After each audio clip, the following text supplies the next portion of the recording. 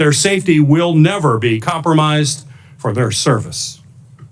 And although we're still learning about the shooter's motive, this attack was a shocking reminder that the threat of political violence is alive and well in our country. By all accounts, this was an inexcusable security and planning failure. And we need to get all of the facts about what happened that day and how we can ensure an attack like this is never allowed to happen again. Today's panel of witnesses leads the men and women who protect our top leaders and are investigating this crime. And I want to thank them both for being here today, as well as the Secret Service and FBI for a very productive and informative briefing with our committees last week. Today, our witnesses will help us begin to answer critical questions and get the information that we need to implement reforms that are clearly needed to strengthen security protocols for the U.S. Secret Service and the people who receive their protection. The Homeland Security and Governmental Affairs Committee has already begun that work. This discussion comes in the midst of a bipartisan investigation that Senator Paul and I have launched, in which we launched shortly after the assassination attempt took place. Our teams are still collecting critical information, speaking to law enforcement, and piecing together the details of this event. This past weekend, a bipartisan team of our investigators, along with key staff from Senators Blumenthal and Senator Johnson's office, traveled to Pennsylvania to speak with local law enforcement officials, review critical information from security officials who were working alongside the Secret Service, and to see the site firsthand. And I want to thank the incredibly brave local law enforcement officers in and around Butler County who responded that afternoon and who met with my staff this past weekend. They have helped to answer tough questions, as well as discuss in detail how the event actually unfolded. I also want to thank the owners of Butler Country Farm Show and the American Glass Research for allowing my staff and law enforcement to walk the grounds and examine the roof of the building the gunman was able to assess. We greatly appreciate your assistance. I've also requested documents along with Senators Paul, Blumenthal, and Johnson related to security preparations, intelligence gathering on potential violence prior to the attack, and detailed explanations of the security response from federal, state, and local authorities. As part of our ongoing investigation, we also seek to speak with additional federal law enforcement personnel, including Secret Service agents who were responsible for securing the event. Today's hearing is an important opportunity to ask critical questions and to begin to give the American people the transparency and the answers that they certainly deserve. There are still many unanswered questions. We need additional information about the Secret Service's advanced planning efforts, the decisions surrounding sniper and counter-sniper team use, placement, and coordination. We also need answers about what appears to be a problematic communication system that limited efforts to relay information and respond to events as they unfolded real time. And while today is focused on asking difficult questions about what went wrong, I also want to thank the men and women of the Secret Service who in an instant will lay their lives on the line to protect our nation's leaders. They have incredibly challenging jobs, and they must continue their mission no matter what our hearing and investigation reveals. I'm also grateful to our Senate Judiciary Committee colleagues for joining us in this important discussion. Given their key role in oversight of both of the agencies represented before us today, and it's very clear that the U.S. Senate is focused on a productive conversation that will generate real answers and real reforms. And I appreciate all the work from members of both of our committees to help us achieve this absolutely essential goal. I would now like to recognize Ranking Member Paul for his opening remarks. 18 days ago, a would-be assassin managed to climb onto a roof 400 feet from the stage where the former president and leading presidential candidate Donald Trump was speaking. The assassin's bullet struck President Trump, narrowly missing a fatal blow thanks to a last-minute head turn. Tragically, not everyone was so fortunate. A beloved husband and father in the audience was killed, his life stolen in an instant. 2 others remain seriously injured. Their future's uncertain. The lives of law enforcement officers working the event and those in the audience have been forever changed.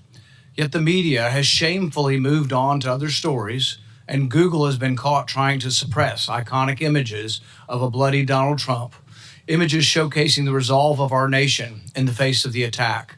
But the American people have not forgotten, and we will not forget. There is no question that this was a monumental failure by the Secret Service. They had one job, and they failed. We know that. What remains unclear is who specifically failed, how they failed, and what must be done to ensure that something like this never happens again. America deserves to know that those responsible for this failure are, frankly, not going to be in charge of securing the upcoming Democrat National Convention. We need to know that someone's been placed on suspension, that someone won't be in charge of the next Donald Trump rally. Now, I was encouraged to hear that the acting director, Rowe, has initiated a disciplinary investigation in addition to the ongoing Secret Service policy review. This is an important step. However, real accountability will require a comprehensive examination of all the facts, which still remain unclear. This past Friday, my investigative team went to Pennsylvania to meet with local law enforcement and document the scene. One of the concerning things my team was told is that no one from Secret Service has talked to them since the shooting. I don't know how an investigation into what failed can be conducted without talking to the officers and agencies who were relied upon to do much of the work. Many questions remain unanswered about the planning and performance of security for July 13th. While a host of errors led to this security disaster, we now know local enforcement officers were suspicious of the shooter 90 minutes in advance of the shooting. There are two glaring issues we need to focus on. First, why were the AGR grounds and the roof left unattended? Why was the AGR building, the shooter's perch, left outside the perimeter? Local law enforcement told my staff that they specifically flagged the vulnerability of the building to the Secret Service and were told that it would be taken care of. Clearly, these vulnerabilities were not addressed. Second, why was Donald Trump allowed to take the stage, and why wasn't he removed from the stage when a suspicious individual was taking increasingly suspicious activities? Over 20 minutes before President Trump began his speech, the Secret Service Command Center had been made aware of an individual with a rangefinder. At least 10 minutes before it was confirmed, the Secret Service's counter-sniper team had been made aware of the suspicious subject and provided a photograph and a detailed description. Why was the event not delayed until the individual was found and checked out? Interviews with local law enforcement paint a different picture in critical places from what we have been told by the Secret Service in other briefings. Now we need to hear from the Secret Service agents responsible for security that day. Our committee has formally requested interviews with those agents, but we have not yet been allowed to speak to them. I expect Director Rowe today to tell us when we will be allowed to talk to these people. Finally, let me close with this. Grave mistakes were made on July 13th, but that does not take away from the bravery of dozens of federal, state, and local officers that day. We are grateful for their sacrifices and professionalism. They deserve the truth now also. It is our duty and our utmost responsibility to ensure that we learn from this failure and hold those responsible accountable. I would now like to recognize Chairman Durbin of the Senate Judiciary Committee for his opening remarks. Thank you, Senator Peters. This is a rare joint meeting of the two committees, but we have matching jurisdiction, and I think it's the most efficient way to get to the truth. So thank you for letting us join you today. We've all seen the movies. We've read the books. The international assassin with sophisticated technology, elaborate plans, well-honed skills, sets out to kill a leading political figure in the United States. But how does that match the reality of what happened in Butler, Pennsylvania, when a 20-year-old introverted college student outsmarted one of the most sophisticated American law enforcement agencies in history, came within an inch of killing a former president of the United States? That's why we gathered today to ask these hard questions. There's more to this story and other aspects that we ought to consider as well. We cannot lose sight of the factor that contributed to the violence on July 13th. Widespread, easy access to AR-15 military-style rifles. While we rely on the Secret Service to protect elected officials, we must acknowledge the unique challenges they face in light of the proliferation of weapons of war on our street. Pennsylvania, like many states, allows individuals to openly carry a loaded rifle without a permit. To make matters worse, assault rifles can easily be purchased from unlicensed dealers without a background check because of dangerous loopholes in our gun laws. This same kind of firearm has been used to carry out mass shootings in Newtown, Uvalde, Las Vegas, and Highland Park, Illinois, killing dozens of children and adults and injuring many more. Looking across this dais, I recognize we have our differences on many issues, but when it comes to the protection of the president and presidential candidates, we should stand united. We know that protecting our elected officials is essential to a functioning democracy. I hope this hearing can be an example of how we will work together on a bipartisan basis to not only understand this shocking event, but to ensure it never happens again. We must do this without the incendiary language and conspiracy mongering that too often dominates our political discourse today. Ongoing investigations by the Secret Service and the FBI are critical, but Congress, the victims' families, and the American people deserve transparency and accountability now. I'll now turn to my partner on the Judiciary Committee, Ranking Member Lindsey Graham.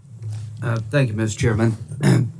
Several of us from the military have a military background.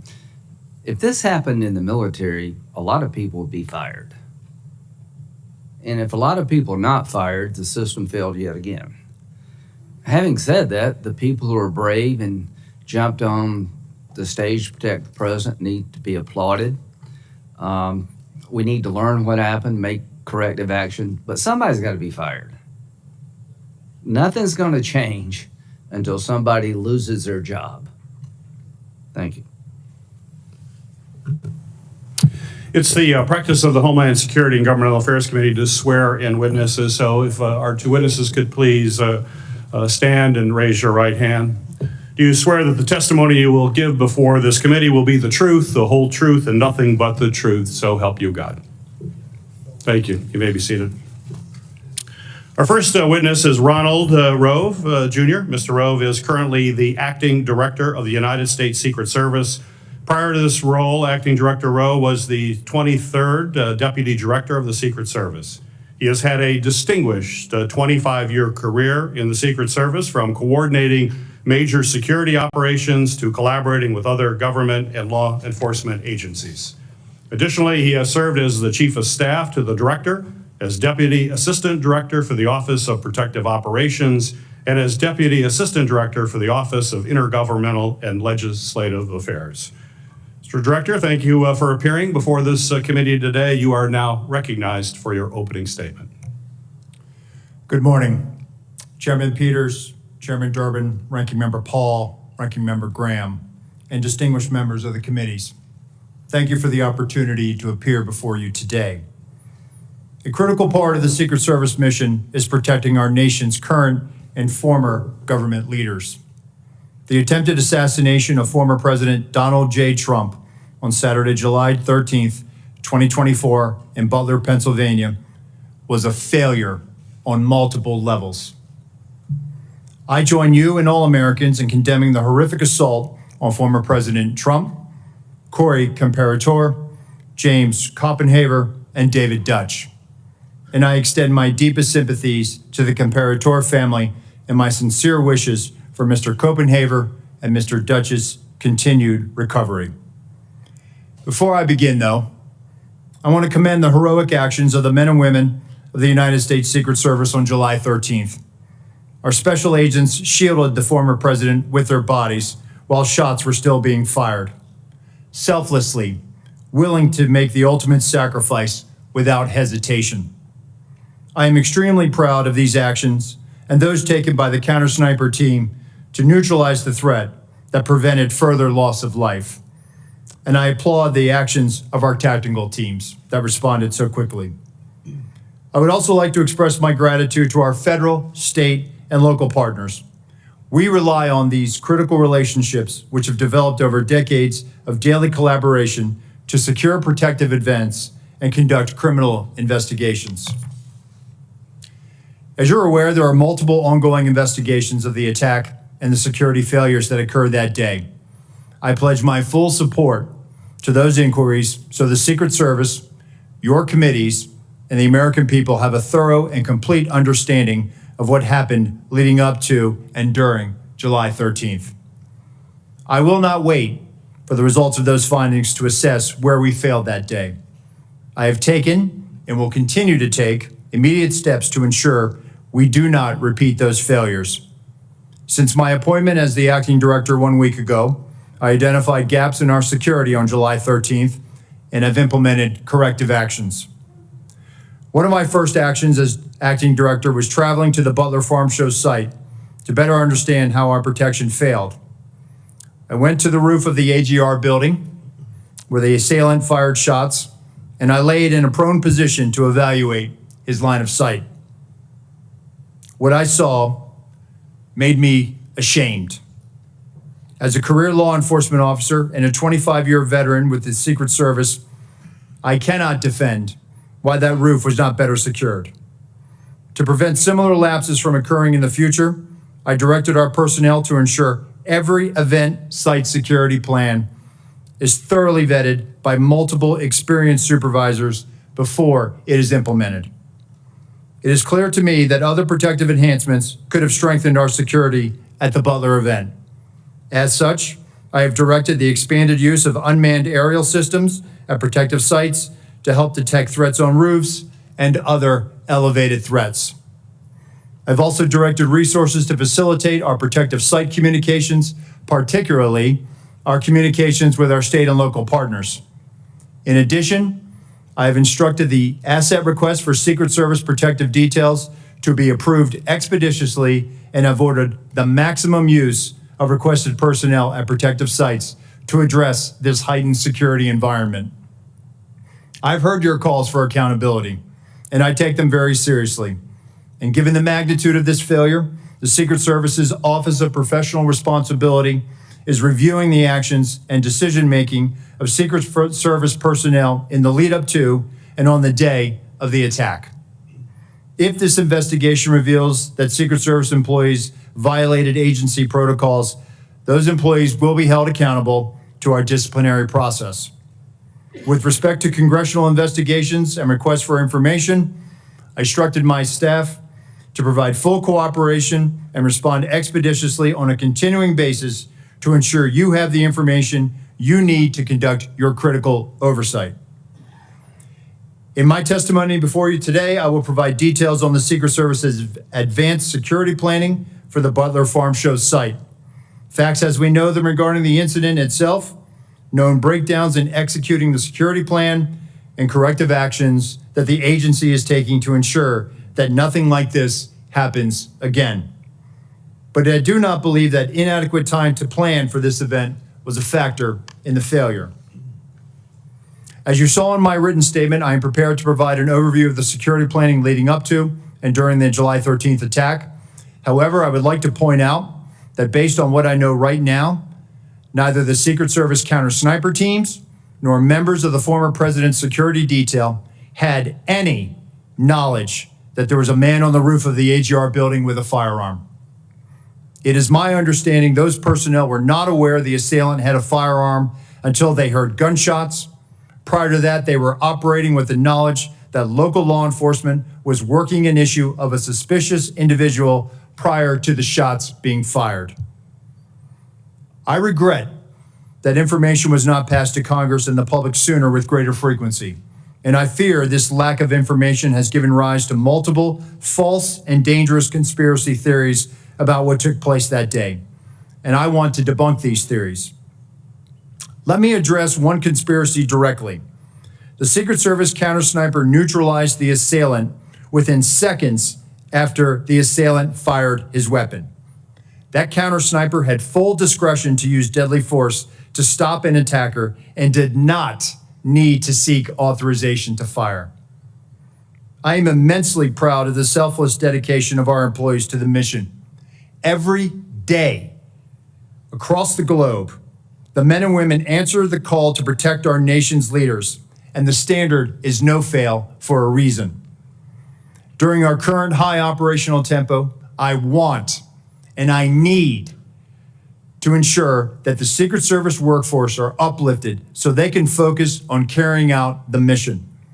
They have my full support, and I'm confident in their abilities to ensure the safety and security of the people we protect. They are worthy of trust and confidence, and they deserve your support as well as the support of the American people. Chairman Peters, Chairman Durbin, Ranking Member Paul, Ranking Member Graham, and members of the committees, thank you for the opportunity to testify at this joint hearing.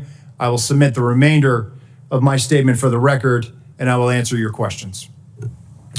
Thank you, Mr. Rowe. Our second witness is Paul Abbate. Mr. Abbate is the Deputy Director of the Federal Bureau of Investigation at the Department of Justice.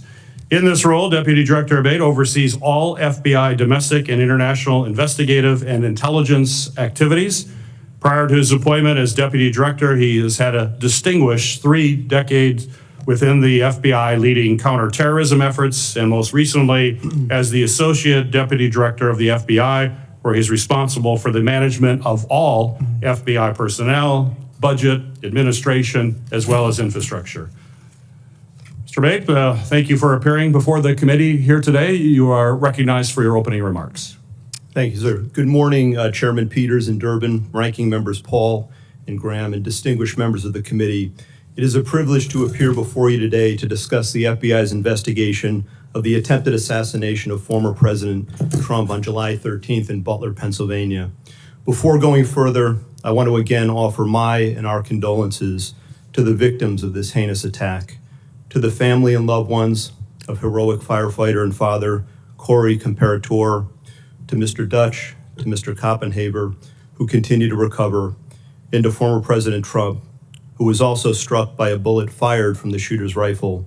Our thoughts and prayers are with each of them and their families and loved ones. Within minutes of the attack, the FBI field office in Pittsburgh, Pennsylvania, received notification of the assassination attempt and responded to the scene immediately with a surge of resources, quickly moving forward on the investigation. From the outset, the FBI has been investigating this attack as an assassination attempt and an act of domestic terrorism. Our team continues to conduct a full, thorough, and objective investigation and will continue to follow all leads and avenues of investigation to logical conclusion, leaving no stone unturned. While it's not typical to provide details of an ongoing investigation, this, as we all know, is an extraordinarily tragic set of circumstances of the utmost national importance, making it essential to inform the American public and Congress what is known right now with full transparency. The investigation remains focused, of course, on determining motive, identifying any potential co-conspirators or others with knowledge of the attack, and building out a timeline of shooter Thomas Crook's actions in advance of and during the attack. Thus far, though absolutely nothing has been ruled out, the investigation has not identified a motive, nor any co-conspirators or others with advanced knowledge. To date, the FBI team has conducted more than 460 interviews, executed search warrants, including at the shooter's residence, and seized electronic media to include phones, laptops, hard drives, and thumb drives. Legal process has been issued to dozens of companies, and we've received more than 2,000 tips from the public. The full resources of the FBI have been brought to bear in furtherance of the investigation. Agents, analysts, professional staff, experts. I've personally visited the site of this horrific attack and seen firsthand the work of FBI Pittsburgh and our partners on the front line, and want to thank all involved for their ongoing and tireless efforts to get the answers that we need and to deliver justice. Specialized resources deployed included evidence response teams, victim services specialists, laboratory and operational technology division resources to process physical and digital evidence, a shooting reconstruction team. Additionally, our explosive experts have analyzed the 3 IEDs recovered, 2 from the shooter's vehicle, 1 from the family residence. And our behavioral analysis unit, importantly, is helping to build a profile of the shooter to include his mental state. Next, I want to provide a brief highlighted overview of the timeline that has been established to date through witness interviews and other information. Again, this is our understanding at present and is subject to change and further refinement as more facts are collected. On July 3rd, the rally in Butler, Pennsylvania was announced. On July 6th, the shooter registered to attend the rally and performed a search for, quote, how far was Oswald from Kennedy? On July 7th, the shooter traveled from his home to the Butler Farm Show grounds and remained there for approximately 20 minutes. We assess this shows advanced planning and reconnaissance on his part. On July 12th, the shooter traveled from his home to the Clairton Sportsman Club, where he practiced shooting.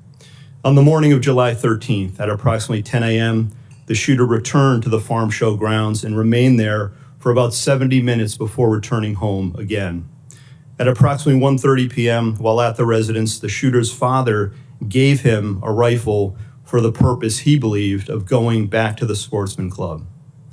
About 25 minutes later, the shooter purchased ammunition while en route to the Butler Farm Show grounds. The subject then arrived at the scene and was moving around the farm show grounds close to the American Glass Research AGR building, from which he ultimately committed the attack. Shortly thereafter, at approximately 3:51 p.m., the shooter flew a drone approximately 200 yards from the farm show grounds for about 11 minutes. The drone and controller were later found in the subject's car. Analysis has not revealed any photos or video taken by the drone, but we can confirm that he was live streaming at the time and would have been able to view it on his controller. The first reported sighting the shooter by local law enforcement was at approximately 4:26 p.m. At approximately 5:10 p.m., the shooter was again identified by local law enforcement as a suspicious person around the AGR building. And at approximately 5:14 p.m., a local SWAT operator took a photo of the shooter. At about 5:32 p.m., local SWAT observed the shooter next to the AGR building using his phone, browsing news sites, and with a rangefinder. At approximately 5:38 p.m., the photo of the shooter taken earlier was sent to local SWAT operators in a text message group. Subsequently, approximately 25 minutes prior to the shooting, the U.S. Secret Service command post was notified of a suspicious person. Officers lost sight of the subject from approximately 6:02 p.m. to 6:08 p.m., but continued to communicate with each other in an attempt to locate him. Recently discovered video from a local business shows the shooter pulling himself up onto the AGR building rooftop at approximately 6:06 p.m. And at approximately 6:08 p.m., the subject was observed on the roof by local law enforcement. At approximately 6:11 p.m., a local police officer was lifted to the roof by another officer, saw the shooter, and radioed that he was armed with, quote, a long gun. Within approximately the next 30 seconds, the shots were fired. The evidence recovery team found 8 shell casings at the scene next to the shooter's body. We believe the shooter, fired 8 rounds. While the investigation has not determined motive, the investigative team continues to review information from legal returns, including online and social media accounts. Something just very recently uncovered that I want to share is a social media account which is believed to be associated with the shooter in about the 2019-2020 timeframe. There were over 700 comments posted from this account. Some of these comments, if ultimately attributable to the shooter, appear to reflect anti-Semitic and anti-immigration themes, to espouse political violence, and are described as extreme in nature. While the investigative team is still working to verify this account to determine if it did in fact belong to the shooter, we believe it important to share and note it today, particularly given the general absence of other information to date from social media and other sources of information that reflect on the shooter's potential motive and mindset. These are the facts, in part, that the investigation has revealed to date. While the shooter is dead, our work is very much ongoing and urgent. Thank you, and I look forward to answering any and all questions. Thank you, Mr. Abbate. We'll now proceed. Chairman Durbin and Ranking Member Graham will ask the first 2 questions.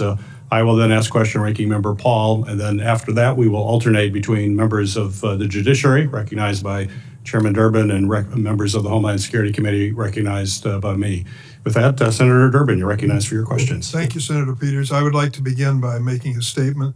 It's not in the form of a question, and you'll understand why when I say it. In 20 days, we're going to start the Democratic National Convention in Chicago.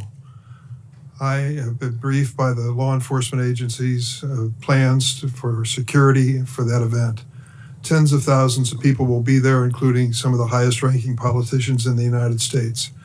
I trust that both of your agencies can answer in the affirmative if I ask you whether you're actively engaged in working with the development of security plan, taking into consideration the lessons of July 13th. Senator, that is 100% yes from the Secret Service. Yes, from the FBI as well, sir. We've been working on this for well over a year in preparation. I'm not going to ask for details for obvious reasons, but I do want to ask a question about the Secret Service staffing. Congress has nearly doubled the budget for the Secret Service over the last 10 years, from $1.8 billion in fiscal year 2014 to $3 billion in fiscal year 2024. Despite this large increase in funding, the number of agents in protective operations has fallen from 4,027 to 3,671 during that same time period, an approximate 9% reduction. Acting Director Rowe, what accounts for protective operations losing 356 agents over the past 10 years? So, Senator, with respect to where we are today on staffing, and then I'll address the 10-year where we were. In this year alone, we are going to end the year on the positive of 200 plus agents. That's the first time in a number of years that we've been able to do that. Part of that was gaining some efficiencies in our hiring process. But what I want to re-emphasize is that we have not dropped standards. Only 2% of every applicant actually makes it through the hiring process. We are filling our classes at the Federal Law Enforcement Training Center, and we are doing this ramp up as part of what lies ahead of us with the LA Olympics in 2028. With respect to what has happened in years prior, this is a difficult and challenging job, being a Secret Service agent. Living your life by somebody else's schedule, constantly away from your family, constantly having to meet increased operational and investigative demands, which we gladly do, but it's not for everyone. And I think there are times where people have to make tough choices and they decide to leave the agency.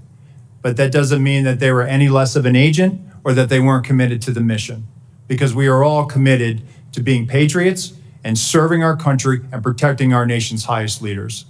I think there was a variety of factors. Some of it was the pandemic. Some of it was, the economy or other opportunities. We have people that are very skilled in cyber that often leave the job. Some of the protective skills that they acquire are also in demand in the private sector.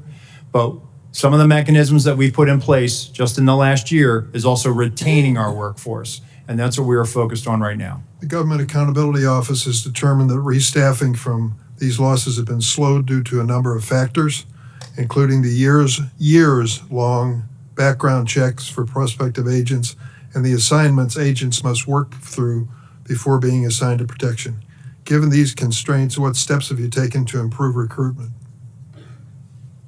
So we're actually putting out targeted recruitment opportunities. So we've just recently put it out for within our uniform division for our counter sniper unit, our hazardous agent medical emergency response unit, our counter assault team on the special agent side. So we're actually trying to gather the best and the brightest.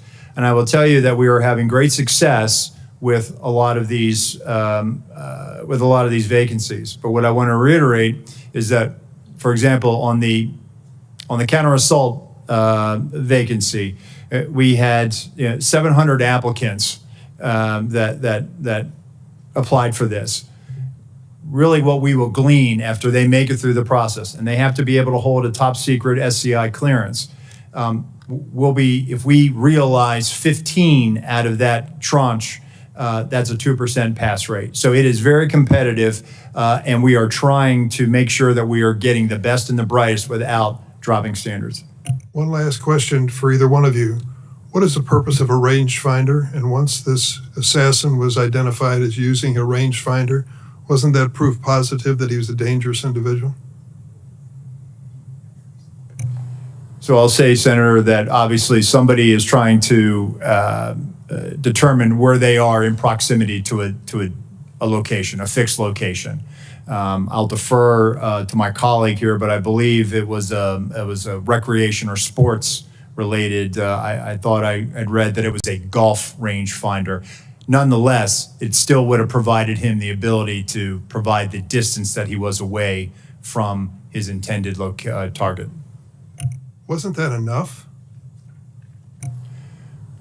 As far as raising suspicion, Yes, I think he was identified as being suspicious by local law enforcement. and nothing happened. Well, I know that local law enforcement was attempting to locate him. Thank you, Mr. Chairman. Thank you, Member Graham. Thank you. Let's go back to the resources.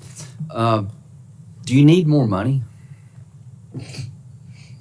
Senator, listen, there is a single branch, or a single agency in the executive branch that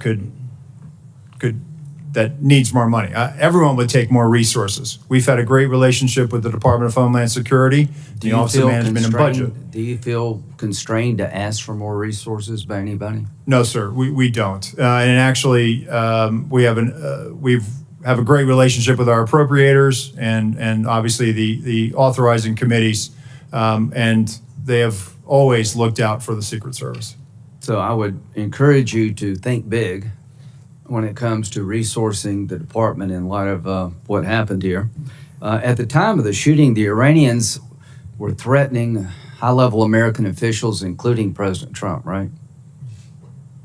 Senator, it's widely Is that known. right, FBI? Yes, Senator, that's 100% Did that correct. factor into the security footprint? So, Senator, what I will say is that it is widely known that the Iranians do not like us. I would refer you to the National Well, it's not Security. that they don't like us. They threaten to kill certain people, Yeah. and they named them. Correct, sir. But I can't publicly It's comment. not like, I hate America. I'm going to kill these three guys. Right. I cannot publicly comment, sir, on. Well, they on- publicly comment on it. I mean, it's not But what. Senator, what I'm trying to say is I cannot publicly comment Okay. on what Fair enough. intelligence, but I Fair can enough. assure you that we do a threat-based protective model. I'd like to have that model provided to the committee. Could you do that? Yes, sir. Could you also give us the protocols that are in place to secure a site like this? Yes, sir. Okay, thank you. One, the protective detail around President Trump, I know them all very well. They're brave men and women. And these questions is not to belittle anybody. They're trying to find out how the system fails so badly. You say you're not reluctant to ask for more money. What do we need to do to make it easier to hire people without lowering our standards? I mean, I know it's a hard job. Can we do anything to help you? So I think we're willing to take that back, sir. I think we're working on our time to hire. We've Well, if you actually- had more people, you'd have more time off. That's true, sir. Okay, Yes. well, let's get more people, more time off. These are tough jobs. I mean, people on this committee know. Yes, I don't sir. know how they hold a family together doing what they're doing. It's the military really on steroids. The encrypted app. Paul, can you tell us about these apps? Have they been broken into? The guy had some apps that were encrypted. I think we've experienced a range of returns on this. Some of the applications that he was using online were encrypted in nature. Some of the email accounts. Have we that he broken was, into them? We've received returns. There are some that we have not been able to get information back because of their encrypted nature. Is That's there any in way fact to true. solve that problem? Sir, Senator, we've talked about this before. We need a solution that provides lawful access to law So enforcement. you're telling me the guy that took 8 shots at the president, former president, has apps that we can't get into that may, if you could get into, reveal some relevant information. That is correct, Senator. So if he were talking to some foreign power, and I don't think any foreign power would hire this guy, by the way. So I'm not overly worried this was some great plot by the Iranians because they couldn't even think of this. However, there could come a day where something like this is very important. How do we solve this problem? Senator, as we've been saying, we need a solution that provides lawful access where when we go to So a you're company. telling me, I agree with you, I'm not blaming you. We have encrypted apps of an assassin, a murderer, and we can't get into them all these days after. That needs to be fixed, folks. I'm all for privacy, but to a point. What if, in the future, somebody's using these apps to communicate with a foreign power? I think we need to know these things. We need to know them in real time. So lessons learned is that everything failed. Corrective action, seems to me you need more money and more people. Accountability. At the end of the day, how many people do you think will be relieved of their duties, Mr. Rowe, because of this? Senator, I publicly cannot, and I cannot weigh in on that right Sure. now, right? It has to be a fair and neutral Absolutely. process. From a right? fair point of view, would you say this is a major system failure at every turn, and those in charge of the system in question, not only was it embarrassing, they failed? So, Senator, again, if there were policy violations, those individuals will be held accountable and they will be subject Just to send our us the table of policies if you could. penalties. Yes, sir, Thank we you. will. But they will be held to our table of penalties, which Thank you. will include up to termination. Thank you. Director Rowe, in your testimony here today, as well as in your written testimony, you said very, very clearly that you can't defend why that building with with the shooter on top of it was not better covered. You were very clear. You cannot defend that. So my question to you is, my understanding is that there's a detailed site survey that is done prior to an event to identify potential threat points. So talk to me about that site survey. I'm sure you've had a chance to look at it now after action. And how did that site survey get approved when it was so clear that that was a major threat from that building? Thank you, Senator. So our Pittsburgh field office did the advance. During that advance, not only were they discussing amongst themselves about mitigating the line of sight, but also they were discussing with other agencies that were supporting it. Our counter snipers met with their counterparts. The team lead and team lead met. They walked the site. They identified the AGR building. And if I may, Senator, if I could point out something right now, if I may, and we will place this for the record, but this is the point of view. This is from the second floor of the AGR building. This point of view is the point of view where the counter sniper team locally was posted. The gold arrow indicates where the shooter fired from. Looking left. Why was the assailant not seen? When we were told that building was going to be covered, that there had been a face-to-face that afternoon, that our team leads met. This was the view.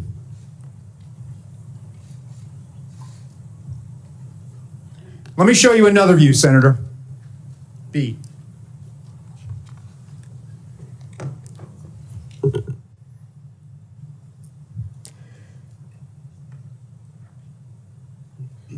This view is a reenactment by one of my agents.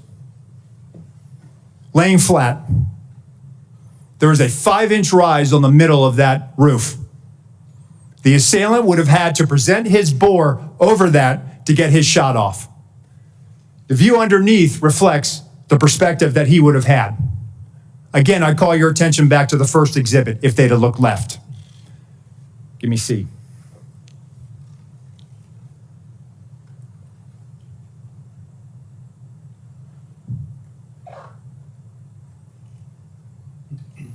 This is what our counter sniper team saw. Shooter, no elbows. You barely make out the crown of his head. Below it, the assailant up prone. And let me just tell you, our counter sniper This individual, I know him. I consider him a friend. He has covered me operationally in conflict zones. And when I did my time on the president's detail, he exemplifies the courage, the skill, and the ability to respond under great stress in such short time to neutralize the threat and prevent further loss of life. Getting back to your question, Senator, these were discussions that were had between the Pittsburgh field office, the local counterparts, and everyone supporting that visit that day. And that's why when I laid in that position, I could not, and I will not, and I cannot understand why there was not better coverage, or at least somebody looking at that roof line when that's where they were posted. Director Rowe, the Secret Service, state and local law enforcement were on multiple communication channels, is my understanding, during that time. And as a result, local law enforcement was only able to call in to a state command center that was then relayed from the Secret Service. This seemed to be a recurring issue in emergency situations that we're finding with the federal government, that there's not a seamless way to communicate, particularly if you're relying on local law enforcement to deal with what was clearly a major vulnerability. Local law enforcement in Butler told my staff that they had no way of communicating directly with the Secret Service. And if I listened to Mr. Abbate saying there was about 30 seconds between when the local law enforcement reported that there was a man on the roof with a gun, 30 seconds, if it's communicated directly to a counter sniper team, would that be enough time to react prior to the firing of those shots?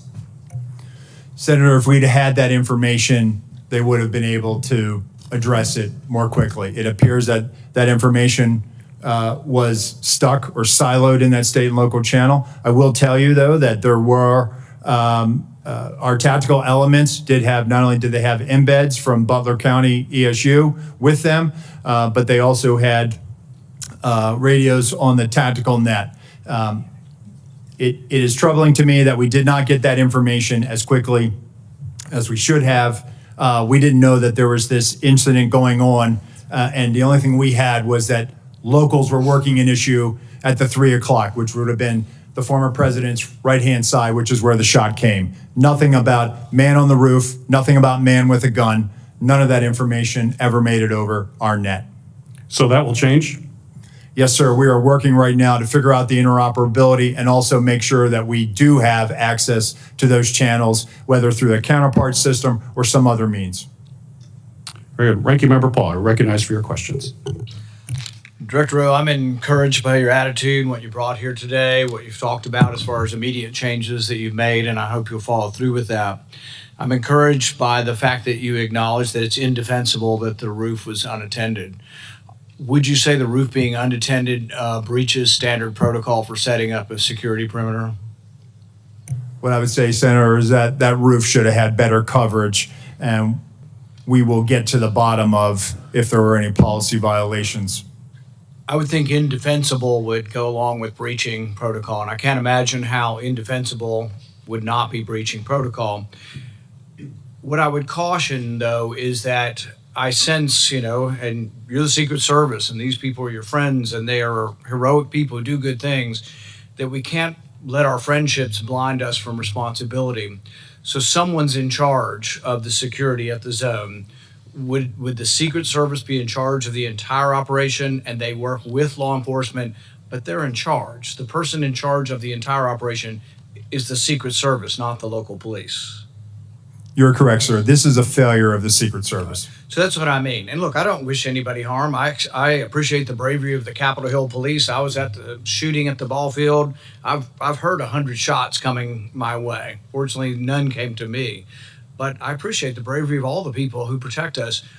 But there's also the idea that there are certain mistakes that don't make you a bad person, but they're just inexcusable, that if you made that mistake. So for example, let's say you determine, well, local police should have been on there and they told us, and local police says, no, they didn't tell us to do it, and it's a he said, she said. Still, ultimately, the agent in charge should be walking the grounds and say, there's a roof 100 yards away from the stadium with a clear sight. Someone's got to be on the roof. Local police, I told you to get on the roof. Get on the roof.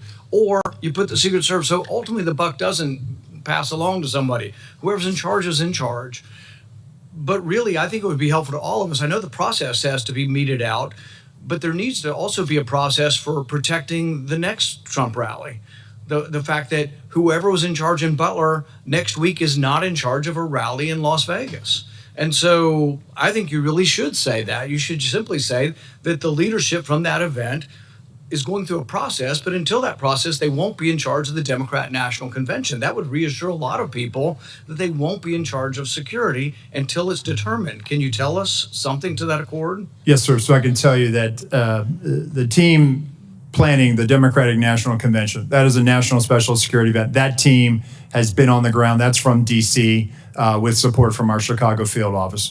But I just want to reiterate that our Pittsburgh field office staff, they are wearing this harder than anybody right now in the Secret Service.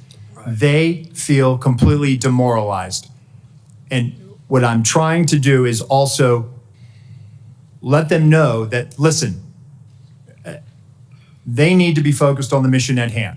I also have to walk a tightrope here and make sure that I am not I tainting any future discipline action. I understand, and I have great respect for all the officers, but ultimately someone had to be in charge and someone made a terrible error, and it's an error of judgment. The big error is the roof. But another big error is we have 90 minutes of a suspicious person. Now, Senator Durbin mentioned the rangefinder. None of these are enough to shoot a suspicious person, but they certainly, you would think, would be enough to stop the proceedings. That's where I think you get to the second major management or judgment error of this. Now, Trump's done probably 100 rallies like this. How often at one of his rallies are there 90 minutes of looking at one person and at least a half a dozen pictures of that person? How often does that happen? And is it against protocol to let a proceeding go on when you've got a suspicious person, 90 minutes worth of people talking about this person, and we don't stop the proceeding? Does that defy protocol? So Senator, while there's 90 minutes in total from when he's first identified by local law enforcement, we have about a 30-minute window. But at no time is there anything ever communicated about weapon or harm. And I think that's where the threat. A weapon, you shoot people with a weapon. Sure. Without a weapon, we're talking about people you stop and say, he had a backpack, which was probably big enough to have the AR-15 in it. In all likelihood, the backpack has the weapon in it. So a guy with a big backpack would never get through the perimeter. So once again, a big mistake was not having the perimeter wide enough to prevent people from shooting outside the perimeter. But the thing is, he would have never gotten through the perimeter, right? His backpack would have been checked. But people with big backpacks are very suspicious. And I would think he's been seen 6 times. But you got 20 or 30 minutes of knowing about it. But the thing is, there's all kinds of chatter going on about this. And you would think the chatter going on with the local police is on a police radio, and a policeman with that radio is standing in the control tent, so you get that communication. So there's a huge and massive breakdown. But really my question is, how often has this happened at other rallies where there's a half a dozen pictures and 90 minutes of people talking about a suspicious person? I just can't imagine that it's real common. So, Senator, at rallies, there are people that come to the attention of law enforcement for a variety of reasons. If they come to our attention for some other activity that might, put it a little bit, hey, we probably need to go check that individual out. This happens, and that's why we attempt to locate them. That's why it's important for us to try to find them. And it's important to have the information. And so local law enforcement did their very level best to try to locate him. They did provide us the photos 30 minutes prior. It just, he evaded any detection by law enforcement. But once again, it's the overall person in charge. It's a terrible breakdown. It's a terrible management decision not to have stopped it. There was a chance to stop the proceeding. And the question is not whether there's enough information to take down an individual. It's a much lower standard to say, hey, we're going to wait until we get this individual. The roof and the 90 minutes of it, both, I think, are failure of your protocol. And I think when that's determined, the person who made these decisions can't be in a position of authority again. Senator Klobuchar. Thank you very much. Thank you to all of you for holding this hearing. I appreciated Director Rowe when we had the classified briefing, and also today, taking responsibility for the agency and your own personal emotion and reaction to your visit and what had gone wrong. For the people in my state that keep asking me, I just don't get how he got on the roof. I know we've gone through great details and a lot of examination. Could you just give a minute on what went wrong and how you think it can be fixed? Because I think it's just going to help to dispel the conspiracy theories. There are some people that think it didn't really happen, which of course is completely ridiculous. It did. There are some people that think all kinds of conspiracies went on within the government, which is also false. But could you just tell them what went wrong so they understand? Yes. No, thank you, Senator. I thought long and hard about this. I think this was a failure of imagination. A failure to imagine that we actually do live in a very dangerous world where people do actually want to do harm to our protectees. I think it was a failure to challenge our own assumptions.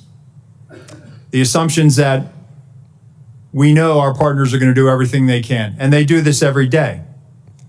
But we didn't challenge our own assumptions of, we assume that someone's going to cover that. We assume that there's going to be uniformed presence.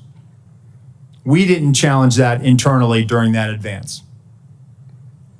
So moving forward, I've directed that when we're talking to people and we're making requests, we are very specific about what we want. We are providing explicit instructions on exactly what our expectation is and what we need them to do and what we want them to do. That's the only way that we're going to be able to move forward beyond this. And let me just tell you that our state and local law enforcement partners are the best. So this belief that somehow they are less than federal law enforcement or they're less than the Secret Service. They're out there patrolling communities every day. They're the ones out there going into hazardous conditions every day. They know their communities. They have the ability to enforce state and local laws. Our advanced agents do not. Right. We need them, and we need them to be partners with us. And I think we need to be very clear to them, and that may have contributed to this situation. Yeah, appreciate that. I have the same respect. Next, one of the things you mentioned to me was, and to all of us, was in this other briefing, was just the texting protocol. And I think a lot of us think about this in non-security settings, about how people are just texting all the time instead of talking, and how it takes our eyes off, in your case, the target.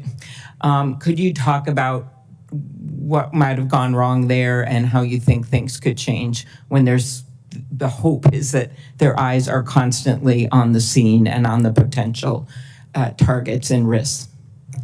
Thank you, Senator. So, again, we need people focused on the problem or on their area of responsibility.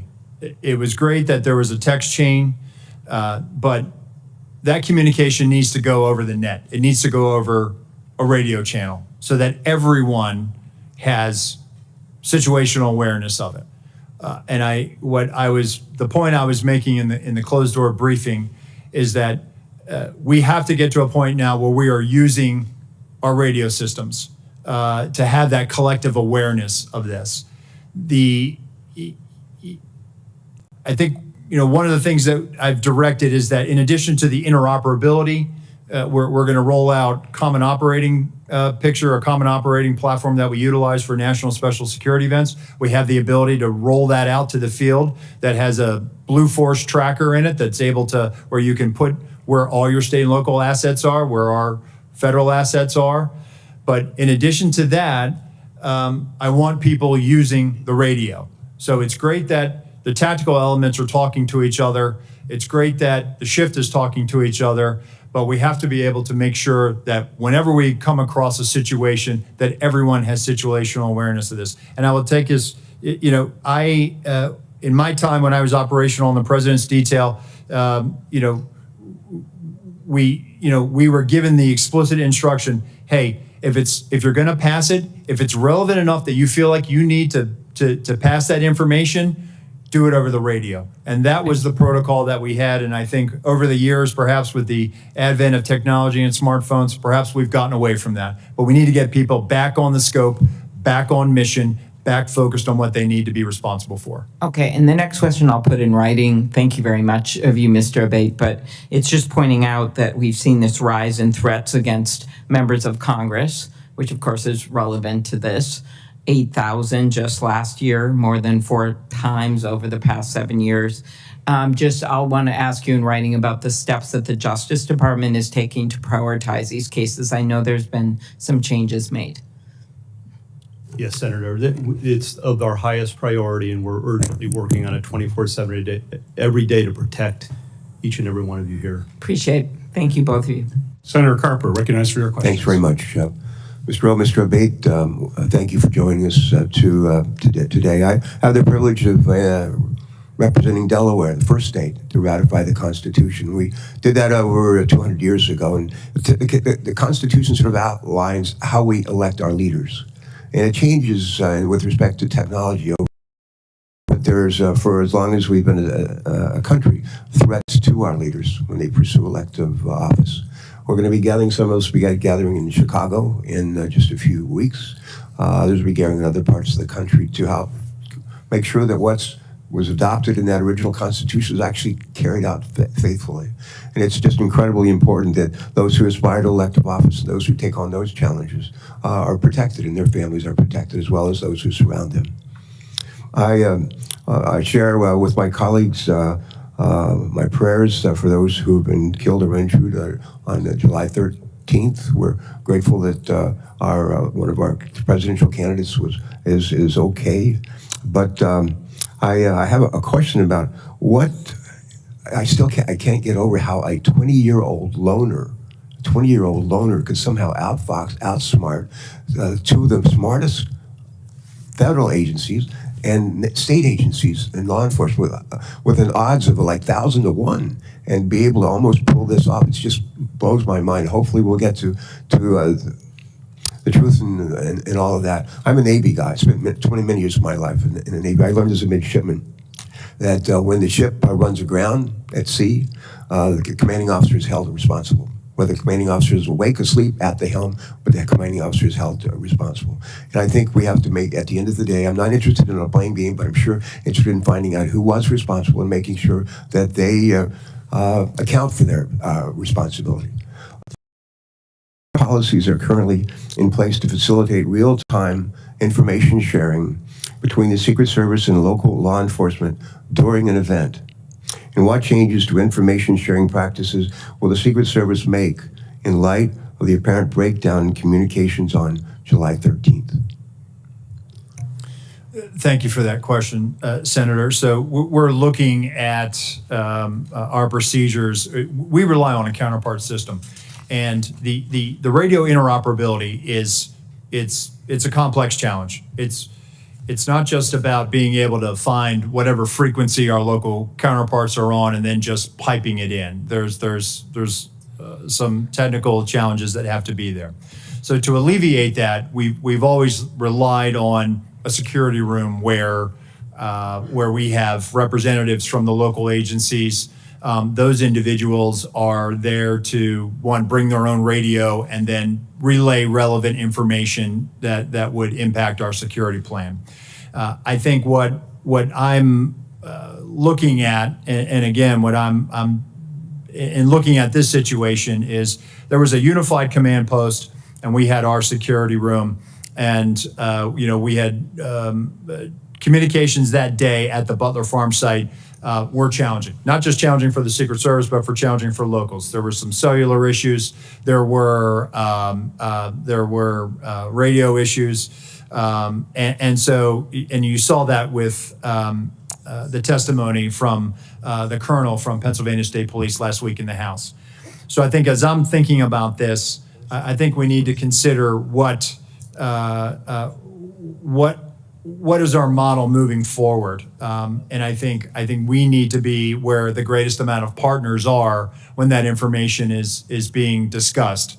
The other thing that I'm looking at is we need to also make sure that we have redundancies as far as cellular on the ground or additional repeaters. And so I've directed our Chief Information Officer to do that, and we are rolling assets out now supporting campaign sites. Thank you. Thank you for that. Mr. Abbate, quick question. Based on the initial information you've gathered from the investigation, do you believe there were any actions taken by the shooter in the weeks, days, or hours leading up to the shooting that should have caused alarm and grabbed the attention of law enforcement? He did not have any interactions with law enforcement leading up to this, Senator. We haven't found anything yet that would have alerted law enforcement or FBI or Secret Service to his intention activities in advance of this event. I will note, however, to your prior question, that we do have a very strong relationship, an integrated relationship between FBI and Secret Service and every other federal, state, local agency you can imagine. We have constructs like the Joint Terrorism Task Forces and Violent Crime Task Forces where we're cross-embedded with each other. And when it comes to this event and others like it, we're always talking in advance. In fact, with respect to this event, we did have a meeting between U.S. Secret Service and FBI in the days leading up to the event to assess whether there was any information or intelligence pertaining to a threat against the rally or to former President Trump or anyone else there. There was an absence of that in the lead up specifically. And again, none of us had any information in our holdings with regard to the ultimate shooter. All right, thank you for that. Thanks very much, both of you. Next on the Senate Judiciary Committee is Senator Grassley. Yeah. Mr. Chairman, I'd like to introduce my oversight letters and investigative documents into the record. This is information I've already made public. Without objection. Okay, thank you. I'd also like to call my colleagues' attention to a legislation that Senator Cortez Matos and I've introduced would require Senate confirmation of the Director of the Secret Service. I think this is very important because no other agency has a no-fail mission. Mr. Rowe, in your written testimony, you stated that that to prevent similar lapses like the one on July 13th from happening again, you'll ensure every event site security plan is thoroughly vetted by multiple experienced supervisors before it's implemented. Based on your testimony, the security plan for the Butler event deviated from the Social Security standards. How would vetting by multiple experienced supervisors fix that? So, Senator, I think having many eyes on a particular problem set helps. That way you don't have tunnel vision. You just focus in on one thing. And so that's why I think it's important, not only at the field office level, but also at the detail level. And part of what we had started doing with the former president's detail is having them send out site agents, having them send out supervisors. And I think having that collaboration and having additional eyes to examine the problem will make sure that we're not missing anything. And I think I want that surety for myself. I think you've answered my question. Yes, Let me sir. go on. Also to you, in your written testimony, you stated that you, quote, regret that information wasn't passed to Congress and the public sooner and with greater frequency. What's your communication plan going forward to ensure that the American people in Congress are fully informed? So, Senator, we just started a rolling production that is bicameral. So we made our first rolling production last week. We made one yesterday. We will continue to do that. And my view is that sunshine is the best disinfectant, and we intend to provide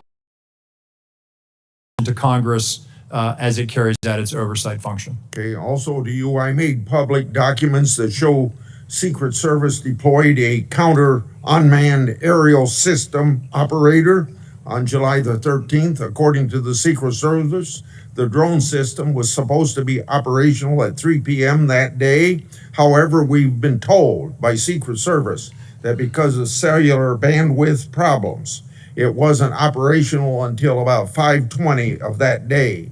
If the system was operational, Secret Service would have had the ability to detect the shooter and his own drone use. Why is the Secret Service dependent upon local cellular network? Does the Secret Service have a backup plan in place? Yes, thank you, Senator. And that is something that I briefed in the closed door. And again, something that has cost me a lot of sleep because of the eventual outcome of the assailant. That what if we had geolocated him because that counter-UAS platform had been up? It is something that I have struggled with to understand, and I have no explanation for it. Okay. It is something that I feel as though we could have perhaps found him. We could have maybe stopped him. Maybe on that particular day, he would have decided this isn't the day to do it because law enforcement just found me flying my drone.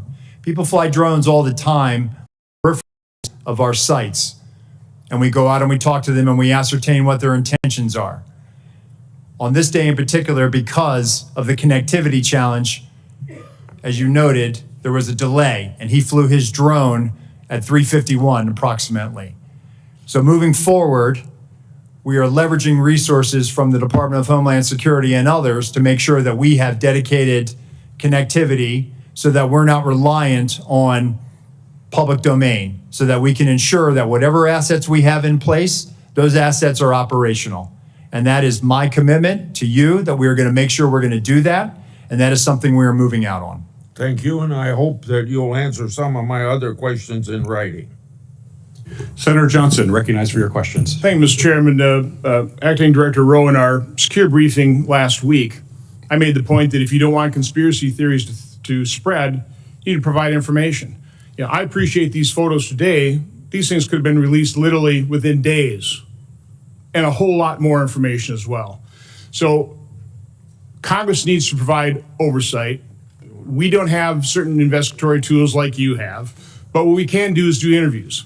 So Acting Director Rowe, did you receive our letter from July 25th requesting interviews with 13 individuals of the Secret Service? We are in receipt of that letter, Senator. And I don't know, Deputy Director Abbate, have you seen that letter as well? Do you know who we're requesting interviews with? Senator, I have not seen Okay. the letter. Do you know whether those individuals submitted to interviews with the FBI, Acting Director Rowe? We're in the process. Those employees are being interviewed if they have not already been interviewed, sir. Are those interviews being transcribed? The FBI interviews, sir? Yes. Well, we have 302s on those. Yes, Senator, we will. Okay, when will Congress get those 302s? When will we get those transcriptions of those interviews? Senator, I'll take that back and we'll get those to you as soon as possible. So Acting Director Rowe, when will those individuals be made available for Congress, for this committee to interview them? Senator, we'll make them available. How soon? Because memories are short, they can be influenced by events. We need these transcribed interviews as soon as possible. We will get that done, sir. Does the Secret Service use encrypted communications at events? On our radio nets, we do, sir. Are those memorialized? Are those saved? The radio traffic from Butler, we did not have recordings. Do you normally? Not on the road outside of DC or outside of a presidential or vice presidential stop. So communications between Secret Service agents will not be available like we've gotten the communications from local law enforcement. I'm sorry, Senator. So we're not going to be able to get those communications. You didn't save them. No, sir. Which is very unfortunate.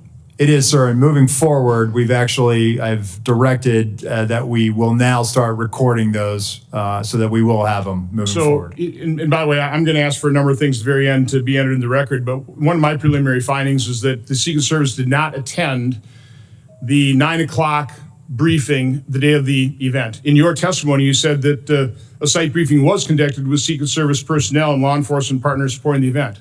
Those both can't be true. So local law enforcement do not believe Secret Service was present at the 9 o'clock briefing. Were they, or were they not? So, Senator, with respect to the snipers that went on national television and gave an interview and said that they did not get a briefing from the Secret Service, they were supporting through mutual aid, and our personnel briefed the tactical team leader that was leading that element that was providing this counter sniper. Acting Director Rowe, you said that the Secret Service provides explicit instructions to the locals.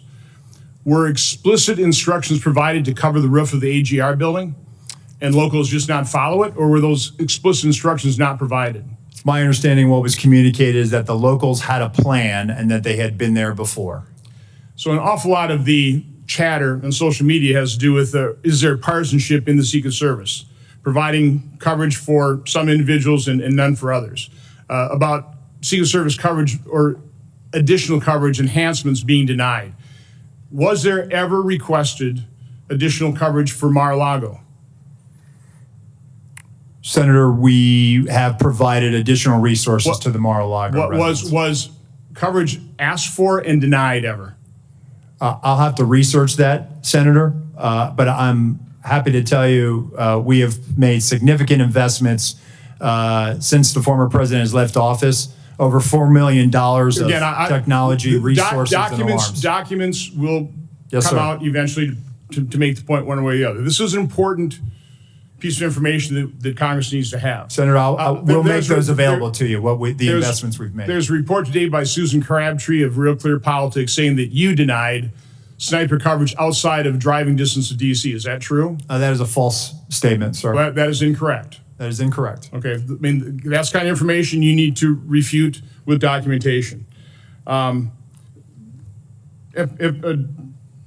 Deputy Director Abbate, you said this was an assassination attempt and domestic terrorism. It's obviously assassination attempt. Why make the distinction? What is different about that? We think it's important to cover all the possibilities here and the reality of what we're dealing with and what we've all seen, Senator. And we've learned lessons from the past. The tragic shooting at the baseball field was referenced here. We've learned the lesson from that. That was not opened properly. And we've made changes in the Bureau, and it's reflected here in terms of how this investigation is being approached with a completely open mind and inclusive of all the possibilities, including domestic terrorism. I fear that makes the investigation potentially partisan. Mr. Chairman, I would like to request that my July 14th letter to Attorney General Garland, Mayorkas, and Ray be entered in the record. It asks for all kinds of information, documentation, asks a lot of questions. My preliminary findings of July 21st and July 23rd, including timelines, a bunch of questions as well, be entered in the record. And then our updated timeline dated today. This goes not only by minute, by second. And we will continue to update this timeline as more information becomes public. This is the way you do investigation. We need to find out literally second by second what happens. So the American public understands the truth. Without objection, so ordered. Senator Butler.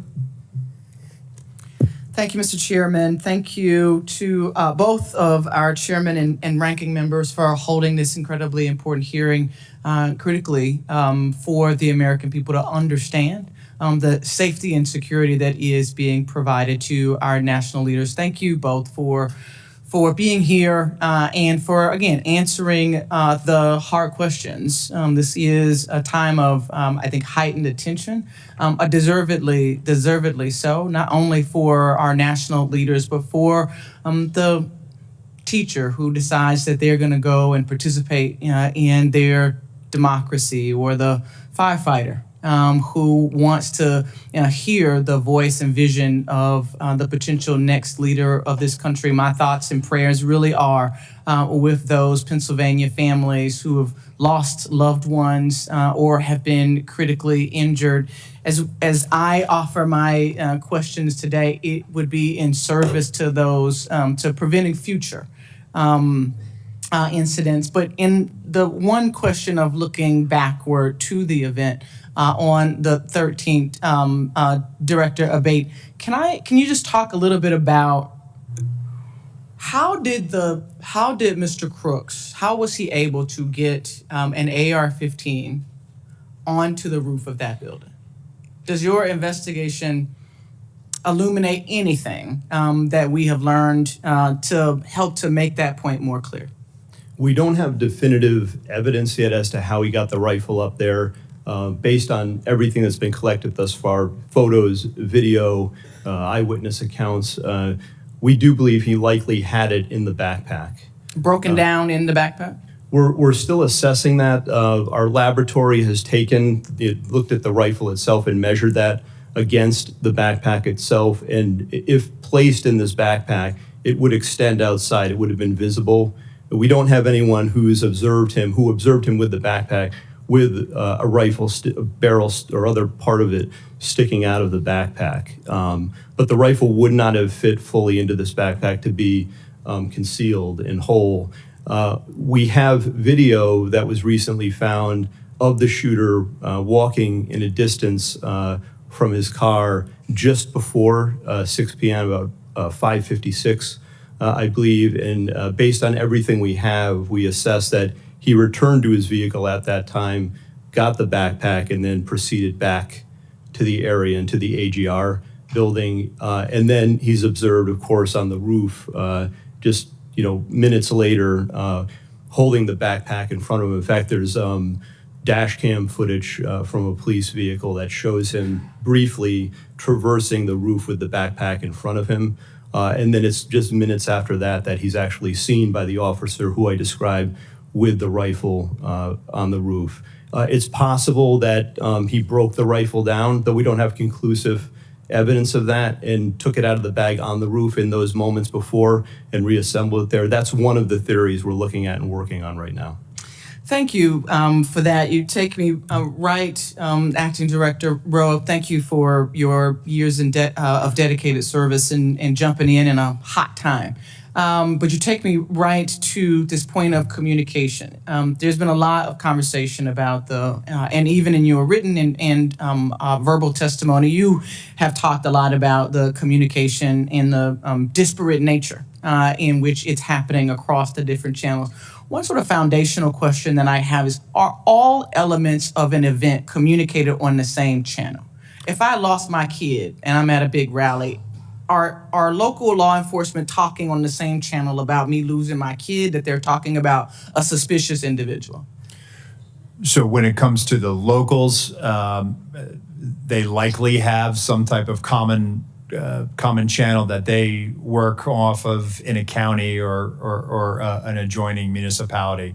When it comes to the Secret Service, we do have various channels for various agents and our uniformed division officers working specific aspects of that advance. So it's not possible that the delay in communication or the losing of the thread of tracking this individual was sort of lost in the commotion of all of the other communications that could have been, or maybe was sort of separate from the communications channels that were happening. Senator, I can only speak to the Secret Service Sure.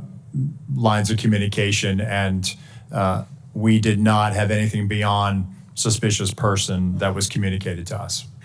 Last question really quickly, because I'm out of time, but Acting Director, was there any communication with the Secret Service that was talking directly with the former president's detail? That feels like there's been some question by colleagues about why the call wasn't made to delay the event. Help us understand the communication that either was or was not happening directly with the former president's detail to make the call to delay 10 minutes, 20. We've all been to these events. They never happen on time. But to delay while this was being investigated. So the detail, they were operating on their net, which our security room was monitoring. But again, having information of a suspicious individual. There were other calls that day of individuals that came to the attention of law enforcement, of people that needed medical attention. So it really, that particular, regarding the assailant, that never really rose to a level of we should not put him out there. Had we known that there was a dangerous individual out there, we would never let a protectee go out on stage. Thank you, Mr. Chairman. Senator Hessen, recognized for your questions. Well, thank you very much, Mr. Chairman. I want to thank you and Chairman Durman and the ranking members for holding this joint hearing today. And thank you to our witnesses, not only for being here, but for your careers of service to our country and to the men and women you lead. I am really grateful that former President Trump is safe and extend my sympathies to the family of Corey Comparateur, who was fatally shot at the rally, and my sympathies to everyone who was injured. On July 13th, major failures nearly led to the assassination of a presidential candidate who is also a former president of the United States. The Secret Service has to be fully transparent about how this happened and how it's going to change moving forward, understanding there's also a need to balance Congress's engagement in oversight with allowing law enforcement to conduct an ongoing criminal investigation. I want to thank the agents of the Secret Service for selflessly acting to protect elected officials and their families and our former presidents. We're grateful for their sacrifices and their service, and I want to thank all law enforcement, and particularly law enforcement officers and first responders who worked to minimize harm to the crowd on July 13th. Mr. Rowe, I want to start with you. New Hampshire hosts many political rallies. Protecting the speakers and attendees at these events requires extensive coordination between state and local law enforcement, the Secret Service staff, and obviously campaign event staff. As a former governor, I've experienced some of the challenges that this type of coordination can create, but we know that this coordination is really essential to public safety. It's clear that there were significant coordination failures on July 13th. You told us earlier that the local SWAT team told the Secret Service that local law enforcement had eyes on the AGR roof. But there are reports that members of a local SWAT team never met with the Secret Service in the days before the Butler rally. What steps does the Secret Service take prior to political rallies to ensure that the agency is effectively coordinating with the candidate security details, with state and local law enforcement, and with campaign event staff? So as part of the advance process, Senator, as happened in Butler as well, there's a police meeting, and basically that is that initiates the advance. That's bringing in all the not only emergency management officials, but all the state and local law enforcement agencies that may have aspects of supporting or assisting in that advance and on that visit. The focus of that police meeting, one, is to exchange numbers and business cards, and then coordinate times for walkthroughs.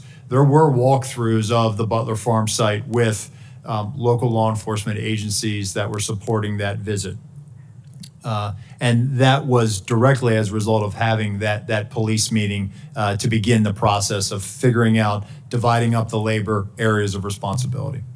So what you're telling me is that at that meeting, the Secret Service, the first meeting led to the walkthrough that the Secret Service does with local law enforcement, and that at least some members or directors of the local SWAT team would have been part of that process? Well, as I understand it, the Beaver County, they were seconded to assist Butler, but the Butler ESU team were part of the advance process. Okay. How many agents did the Secret Service provide to plan and secure this event, and how many people from state and local law enforcement agencies supported the security of this event? So in totality, between law enforcement, state and local and federal, there were 155 personnel at the Butler Farm site that day. All combined Secret Service, it's in the 70s. And then we had support from Homeland Security investigations that were providing post standards. And then we had approximately 70 or so various Pennsylvania state law enforcement. Okay, thank you. I want to go to one other issue before my time expires. You've talked today and in our secure briefing about the interoperability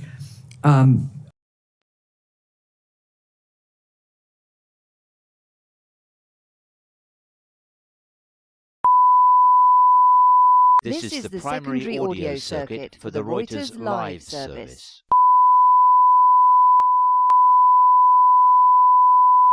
This is the primary audio circuit for the Reuters live service.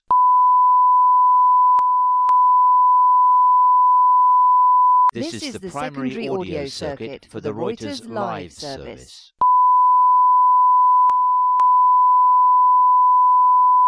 This is the primary audio circuit for the Reuters live service.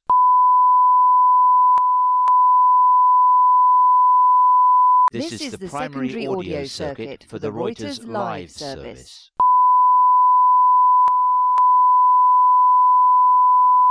This is the primary audio circuit for the Reuters live service.